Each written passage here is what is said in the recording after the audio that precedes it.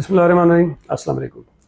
आपके इल्म में होगा कि 21 अगस्त को शार फैसल के मकाम पर एक अनफॉर्चुनेट इंसिडेंट हुआ और एक छोटी लड़ाई हो गई, जिसके नतीजे में फिर आजकल एक FIR कटी फिरोजाबाद थाने में, जिसमें फरहान गनी, कमर अहमद ख़ान, शकील चांडियो और कुछ और लोगों को नॉमिनेट किया गया। उस FIR के कटने के बाद इन तीनों लोगों ने जिनका हमें इल्म था, उन्होंने गिरफ्तारी दे दी है वॉलंटियरली। और उसका वजह ये है कि ज़ाहिर लड़ाई हुई है, उसकी FIR कानूनी तौर पर बनती थी, वो FIR काटी गई। और हमारा ये ख्याल है कि अगर कोई ऐसा इशू हुआ है तो उसको हम बजाय सियासी अंदाज में करने के कानूनी तरीके से उसको हल करें।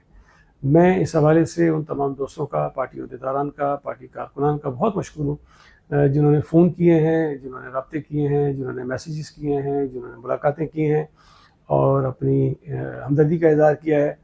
मैं उनका बहुत मशकूर हूँ और यकीनी तौर पर उनके इस इक़दाम से हमारे हौसले बढ़े हैं। लेकिन मैं ये भी कहना चाहता हूँ कि ये प्योरली एक कानूनी इशू है, उसको हम कानून के तहत उसका सामना करना चाहते हैं, उसका वो हल करना चाहते हैं। तो हमारे जो कारकुनान थोड़े से जज्बाती हो रहे हैं, मैं उनसे गुजारिश करना चाहता हूँ कि इसमें जज्बाती होने की कोई ज़रूरत नहीं है।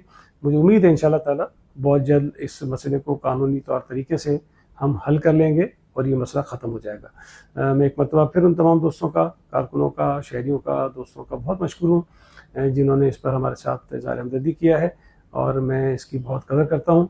लेकिन एक मरतबा फिर कारकुनों से गुजारिश करूँगा कि इस मसले को हम कानूनी तरीके हल करना चाहते हैं, इसमें जज्बाती होने की कोई ज़रूरत नहीं है और इंशाअल्लाह ताला ये मसला बहुत जल्द हल हो जाएगा। बहुत शुक्रिया।